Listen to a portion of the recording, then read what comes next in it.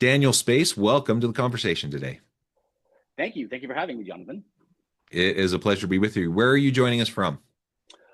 I'm going to say New York City because that's my home, and I refuse to admit to people that I'm still in Charlotte, North Carolina for a few years. So let's just say New York City. Uh, All right, fair enough. No one can tell. I'm in New York. Yeah, well, good. Uh, I'm in the Salt Lake City area. Great to be with you. And today Welcome. we're going to be talking about how we can reconcile asking people to be authentic, but then punishing them for doing so. Generally speaking, but particularly in the workplace, it's an intriguing topic. And we were kind of messaging back and forth, getting ready for the conversation today. We had some stuff, leading up to this, but then you were messaging me and saying, "Hey, let's maybe look at some other stuff." And this one stuck out to me. I'm like, yeah, that's something that really it happens. Like Yeah. it really does happen. And from a people management standpoint, from an HR and from a culture standpoint. That's a challenging one. So this is the one I thought we could focus in on, and I'm excited to unpack this with you and explore together and to get your insights and have you share your wisdom with us. As we get started, I wanted to share Dan's bio with everybody. Dan has served as director for 20 years, working for prominent companies, including Epic, Electronic Arts, and Spotify. He became a well known content creator for public HR speaker following his success on TikTok, where he amassed approximately 400,000 followers across all of his channels. His content focused on explaining the mechanics of job searching, compensation, promotion, career development, and even terminations. He has published several books and guides on his Dan from HR website and currently works as an HR consultant and guest speaker while preparing to launch his new HRBP community initiative. And I know you've had some issues with TikTok and like your channels and such. Maybe you can tell us a little bit about that as well. But it's a pleasure. It's a pleasure to be connected and to be with you. Anything you want to share with us by way of your background, personal contact before we get started? Sure. So I think like everyone else during the pandemic, I kind of just stumbled on TikTok and job search is just one element of what an HR business partner is familiar with. But it's a very important one. And because like we design those systems and we design those Yeah. models that help companies make hiring decisions, I just started making content because there's so much bad information out there. And so I kind of became the job search guy, but I had to keep telling people like this is one part of like what an HR business partner does is one area, like it is an important one. But I really, really love like what an HR business partner can do. I think HR business partners are really at the precipice of excellence and really at the stage of being able to unlock what HR really can do to demonstrate value to both employees and to companies by really reinforcing to them what we see, which is that there's not much of a difference between them. That divide of, oh, they're only on the side of the company, not the employee, or they're not on the employee side, they're only on the company side. And it's like for us, there's no division. The two of you are mutual to each other. There are power lines and there are discrepancies, but like having HRBPs really kind of start being at the forefront of bridging that divide, I think is really exciting work. Yeah. No, it's a really great role. And it's something that has really emerged in prominence over the last decade, the last 5 years in particular. Absolutely. Um, and we really need more skilled HR business partners out there. You're doing great work in the space and in the social media space, in the TikTok space. Um, it's one of the cool things about TikTok, actually. It started out really being, teenagers dancing and like fun stuff, but it's really become quite the educational platform, right? Um, Huge educational platform. yeah, which is really, really fun. Absolutely. And when I was unfortunate, my account got banned when I was almost at 200,000 followers, which was really upsetting because I'd spent so many years building it. And it was banned for like a really silly reason. The guy who accidentally caused me to be banned like made a video apologizing because his followers had mass reported me because it looked like we were fighting, but we weren't. It's so stupid. But TikTok's moderation was so terrible that by the time they got to it, my everything was deleted. So I lost everything on the account. Ugh. And it was so unfortunate because I put so much work into it. There was so much me, but at the same time, a part of me was a little bit grateful because I realized how much time I was spending on TikTok. Because I would do an hour of content creation, but then I'd be like, oh, let me learn about Italian leather artistry for horses today, and then spend like 4 hours just like digging into that because one video just leads you to another video. I mean, the education was just endless, but there was a part of me that was a little grateful that I could start moderating my time, so that when I started building my new channel, I was like, all right, we're only spending an hour on this. Yeah, yeah. Well, very good. All right, so let's go ahead and dive on in and let maybe start with just the general topic of authenticity at work. It's a really cool thing. Like I like how there's been so much more attention given in recent years to this idea of authenticity. Like we want people to be able to bring their whole authentic self to work. And in part this is an outcropping of, the DEI efforts, diversity, equity, inclusion, and belonging. We want people to be able to bring their whole authentic self to work. So we hear that all the time. And I think, at least on the surface, it's a really good thing. I like the idea of people having that freedom, like people feeling safe and people feeling like they have that sense of belonging. But there's also a nefarious side to it.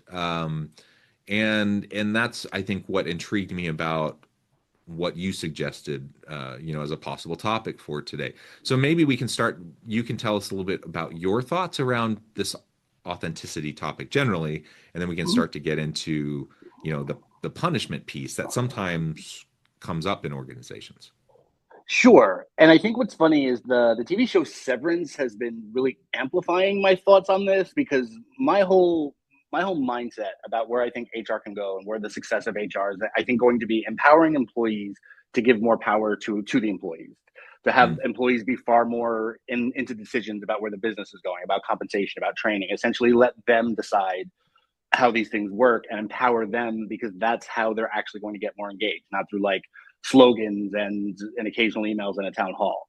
So when I started watching Severance and I started realizing that this whole idea and this whole concept of like a work self and the rest of ourself, it really amplified an experience that I had in May where this really started to essentially started to bloom. So in early 2021, my mom had cancer and then she passed away, and I was consulting for two companies at the time. And we knew it was coming. I was as prepared as possible. I was the caretaker.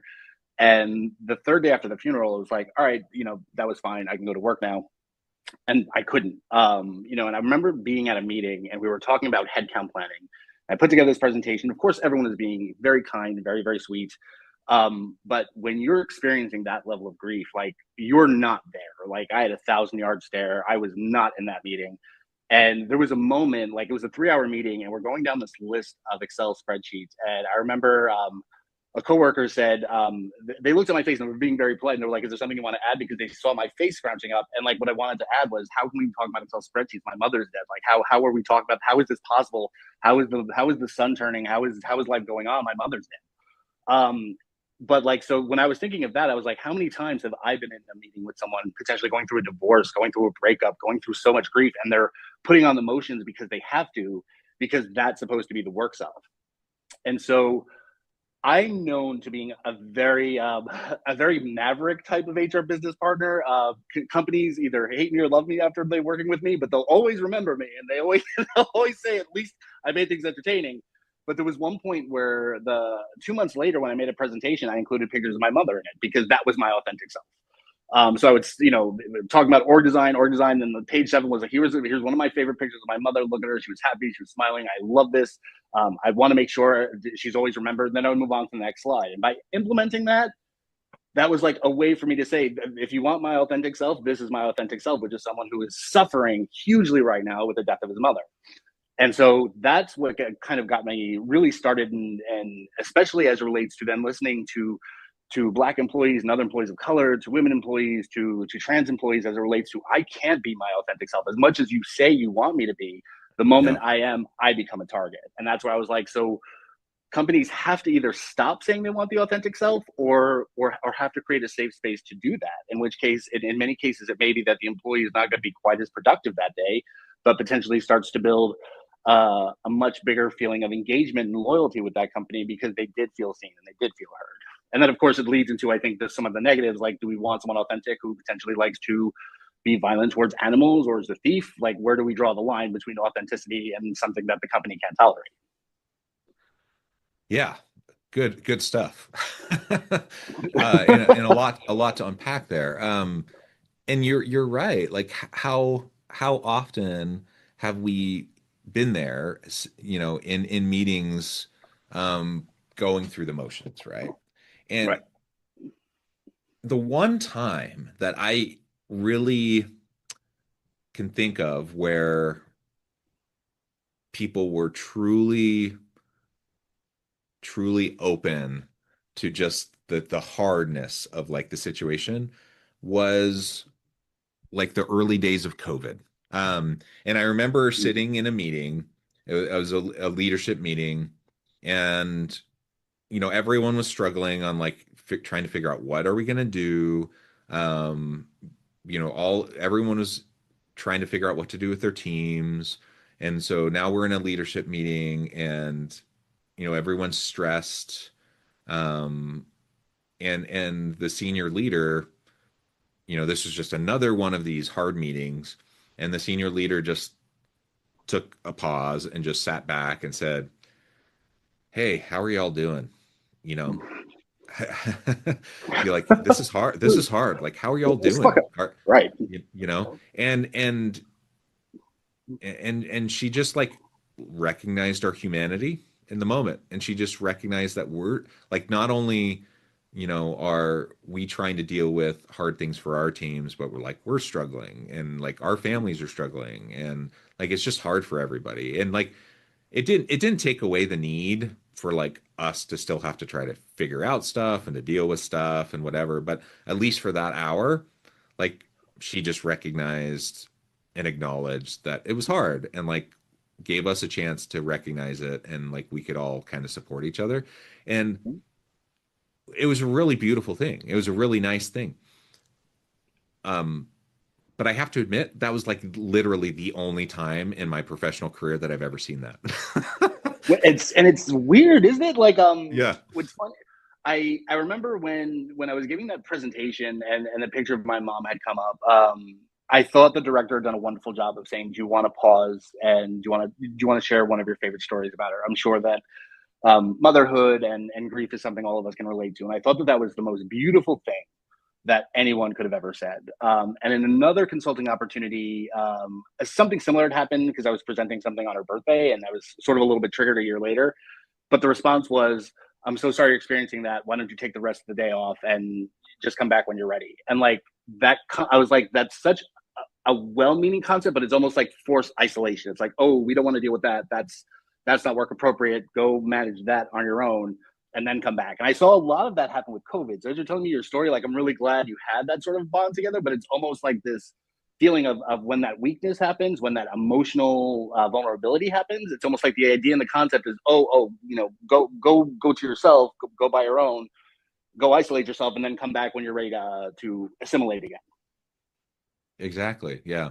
And when those types of situations do happen, and they happen in a really, what I would say a good way, like they're just so freaking rare, right? Right. Um, then the question comes back to like what you said, like if we're really going to invite authenticity, for people to show up in their real vulnerability, um, do, do, first of all, do we have the skill to actually be able to like interact with it? And I don't think we do. Like No. honestly, that's number one. So like can we deal with it in a way that doesn't punish people? Right. Um, Even with our best intentions, I'm not sure we can, because I'm not sure Right. we have the skill to do it. But even if we did have the skill, then there's just all these like norms, and there's just all the stuff of organizations that make it hard for us to not punish it, and for people to really truly feel safe to be that vulnerable. So whether you're talking about, you bringing up, the grief around your mother, or a person of color, or a woman who's dealing with something, or bring up a thousand different things, right? That possibly could come up, that someone could bring in their authenticity to the workplace, that is Mhm. just someone could feel marginalized for, or punished for, or whatever, right? Like, it just, man, it becomes so hard, and it becomes so messy. It could happen in so many ways that someone could feel punished for it, and I'm not sure, what the answer is for that, and especially in this day and age, like this politically charged environment right now. Mhm. It seems like extra hard, extra challenging, for us to be able to like navigate. Man, it just seems so hard. I don't know. Um, and then you brought up the other side of the coin. If we want people to be able to like be vulnerable and bring their authentic selves to work, then we have a bit of the tolerance trap, Right. because like I want people to feel safe to be vulnerable, but I don't want to tolerate bigotry. I don't want to Right. tolerate racism, homophobia. And if someone feels like that's my authentic self, I am a bigot. Right. And I want to be able to come to work and be bigoted. Like, no, Right. you don't have a right to be bigoted at work. you Yeah. know? So all, And there all was this becomes very tricky. and I thought there was a great example where I was at, and I gave her so much credit. And if you happen to be listening, Mrs. P, I love that you did this. We were at I don't know, a 3-day offsite, and one of the things we were doing was just going around the room and who you are, what you do, name one interesting thing about yourself. And then she said her interesting thing about herself was that her and her husband recently started getting into diaper play, and I was like, that's fascinating. I would never have admitted that in a workplace, but there were no limits drawn on this. You're talking only about you, so it's harmless to everyone else. It's not as though you're talking about some sort of thing that causes harm to people. But how courageous that took to kind of be that vulnerable. But that to me was just such a perfect example of when something is happening to someone's life that is so exciting and so powerful and so life changing, they can't repress it while at work. Mm. But I could tell the look of everyone was so uncomfortable, a little bit awkward. The director spoke to me afterwards, saying, "Is that something we have to coach?" And I'm like, "No, I mean, she didn't go into graphic details." And I was like the I and that's where it really struck me, the fact that we're so uncomfortable with it that we don't know what to do with this. And I think to your point, not only is this uncharted waters, not only is this in a politically charged climate, but let's add a really litigious one. One person who could have said, "I feel really uncomfortable with this. I'm going to sue the company for sexual harassment." Yeah. Yeah. Yeah,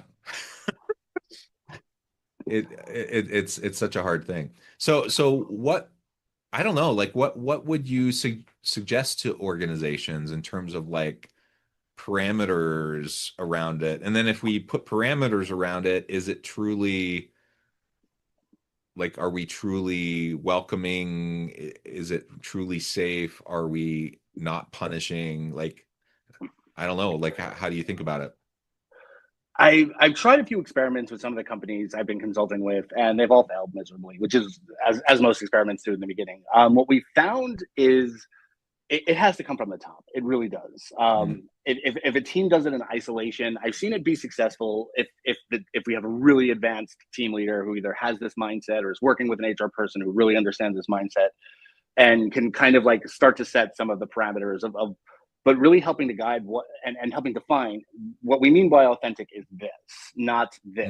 mm, mm, mm, Authenticity is not an invitation into your personal life with illegal substances or with your mm, bedroom life or with your deepest, darkest fantasies. It's just the fact that you don't feel that you have to separate this wall between who you are at work and who you are at home, that you can speak a little bit less formally, that you can feel more comfortable decorating your space in a style that's more you, that you don't feel compelled to code switch, that you don't feel compelled Yeah.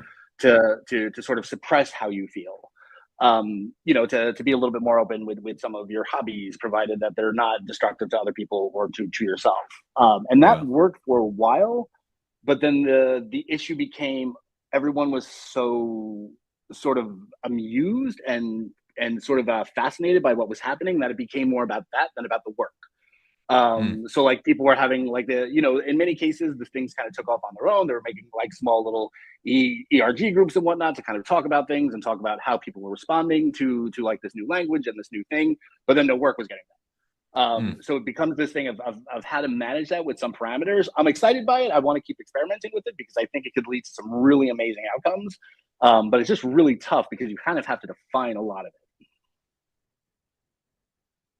Yeah. And it's like anything else. Like the more you define it, the more parameters you put around it, the more scaffolding you add, then the more the more restrictions, right? And the more yeah. Like Sort of repeats itself. Yeah. you're trying to like make it more flexible, and at the same time, it's like this, I don't know. It's a catch 22. And I'm And not this is one sure. of those. I'm sorry. Go ahead. No, go ahead.